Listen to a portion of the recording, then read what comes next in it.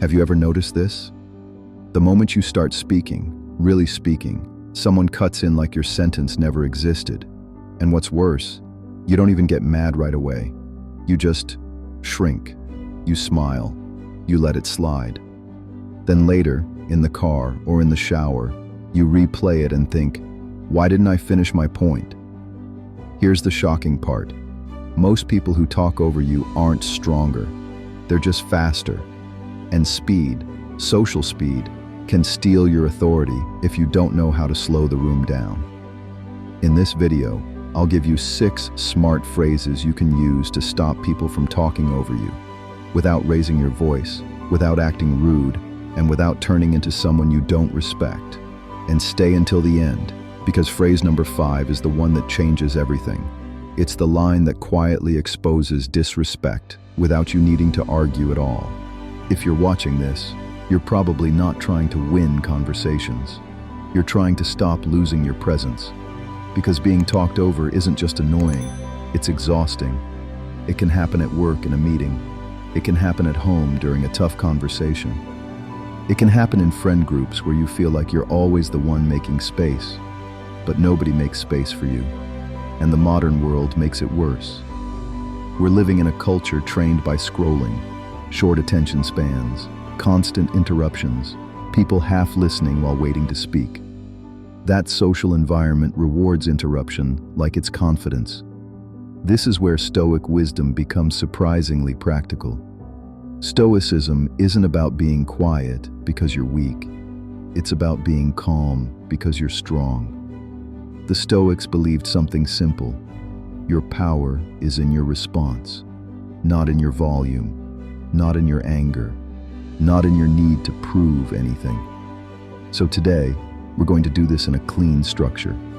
1. I'll explain why people interrupt and why reacting emotionally often backfires. 2.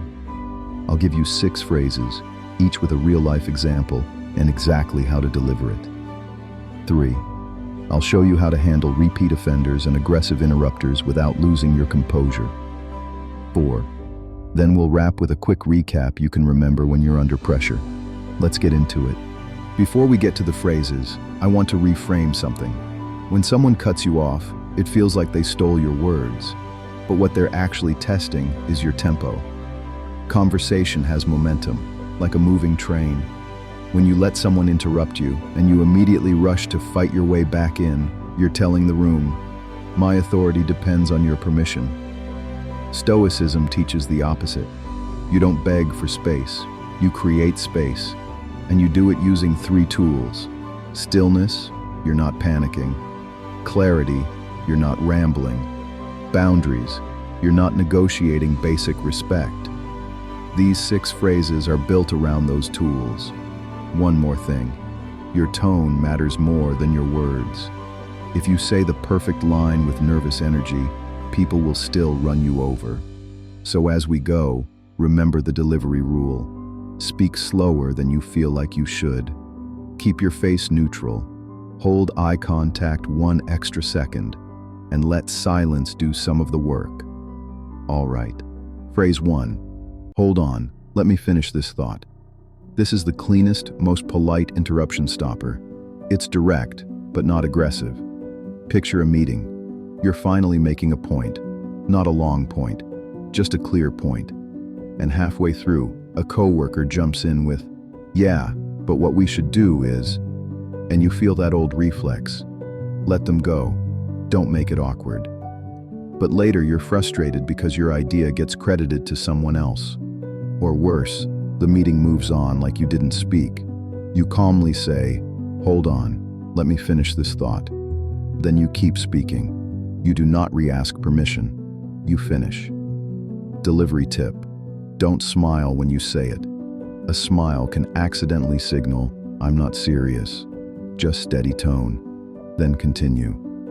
Mini example. Work. Hold on. Let me finish this thought.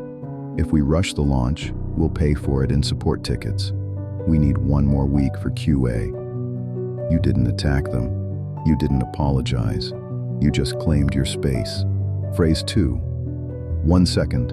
I'm not done yet. This phrase is slightly firmer. It's for people who interrupt even after you've tried being polite. This one hits hard in relationships. Maybe you're talking to your partner about something real, money stress, family pressure, a boundary. You start explaining how you feel, and they cut in with a solution or a defense or a counterpoint. And suddenly you're not having a conversation anymore. You're in a debate you didn't ask for. You're sitting there thinking, I just wanted to be heard. You say, 1 second, I'm not done yet. Then pause, just a beat. Let it land. Then continue. Delivery tip. Lower your voice slightly. People expect you to raise it. Lowering your voice forces them to lean in. Mini example, home. 1 second, I'm not done yet. I'm not saying you did it on purpose. I'm saying it hurt, and I need you to hear that before we fix anything. That's not conflict, that's leadership. Phrase 3, the pause. This isn't a sentence, it's a weapon. It's the moment you stop chasing the conversation and let the interruption look as rude as it is. If you're someone who grew up learning to be nice, the pause feels uncomfortable at first, because you were trained to fill silence, to smooth things over, to laugh it off. So when someone cuts you off, you rush to adapt. You rush to accommodate. You rush to be easy. And that's exactly why some people keep doing it. Here's what you do. When they interrupt, you stop speaking. You look at them. You let them finish. Then you pause for 1 full second. And then you say, calmly, as I was saying. And you continue exactly where you left off. That pause is the point. It communicates. I noticed. I'm not rattled, and I'm not surrendering. Mini example. Friends. You're telling a story. Someone cuts in with their own story. You stop. Let them finish. 1 second pause. As I was saying, that's when my kid looked at me and said, and you keep going. You didn't fight. You just refused to vanish. Phrase 4. I want to hear you. Let me land this first. This is the respectful authority line. It's perfect when you don't want to embarrass someone, but you need the boundary. This happens a lot with energetic people, not always malicious, just impatient. Maybe it's your boss.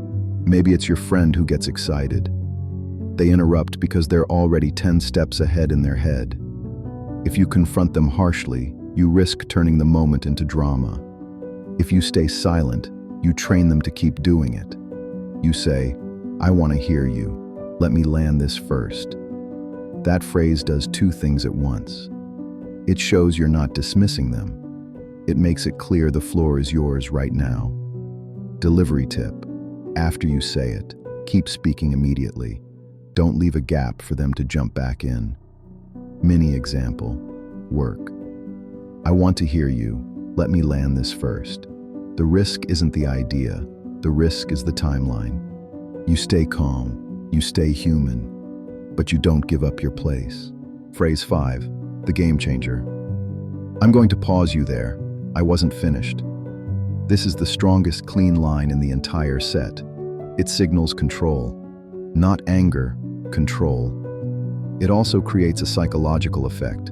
It reframes the interrupter as the one breaking the rhythm. If you've ever been talked over by someone who knows they're doing it, this is for you. The person who interrupts like it's a habit. The person who treats conversation like a competition. And the worst part? When you try to speak louder, they speak louder too. Now you're both escalating, your heart rate up, your dignity slipping. You leave thinking, I hate who I become around that person. You say evenly, I'm going to pause you there. I wasn't finished. Notice the power of the word pause. You're not asking them to stop. You're not begging for space.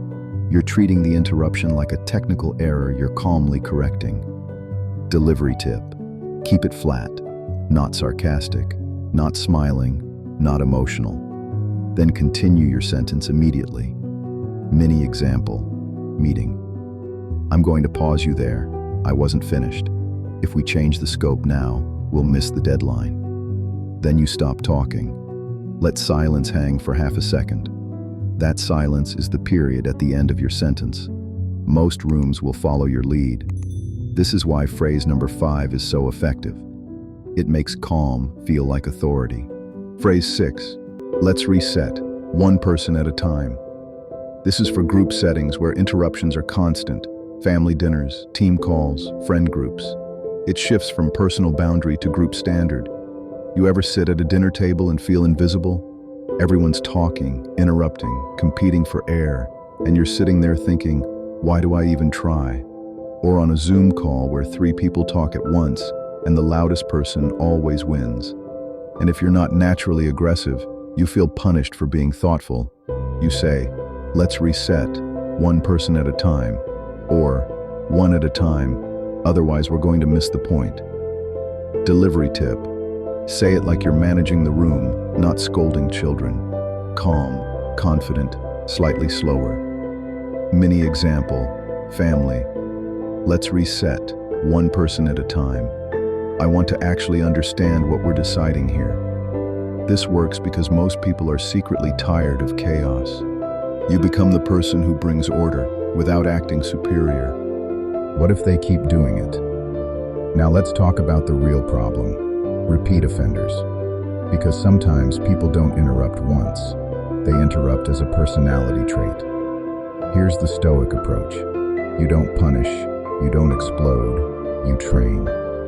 Step 1. Use the same phrase every time. Pick one line you can deliver smoothly, phrase number 5 or phrase number 2, and repeat it. Consistency is dominance. When you change your response every time, it looks emotional. When you respond the same way every time, it looks like a standard. Step 2. Add a consequence without drama. If it keeps happening, you can say, I'll jump back in when I can finish. Then you go quiet. You let them talk. You stop participating, not as a tantrum, just as a boundary. Some people learn fast when they lose access to your attention. Step 3.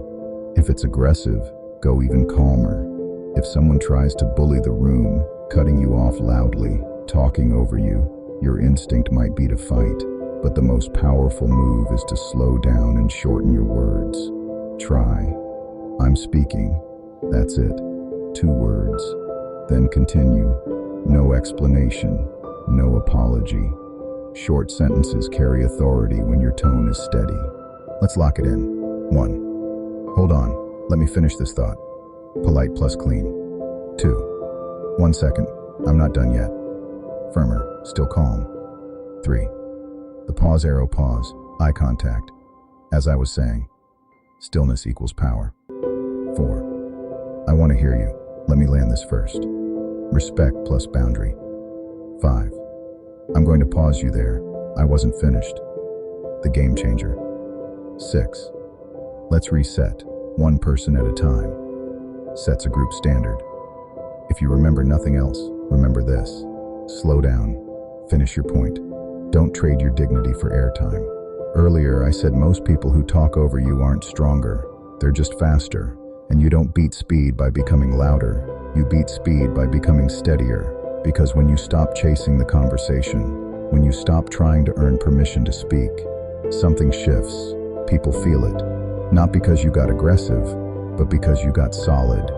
And if this has been a lifelong pattern for you, if you've spent years being the nice one, the easy one, the one who lets it slide, just know this.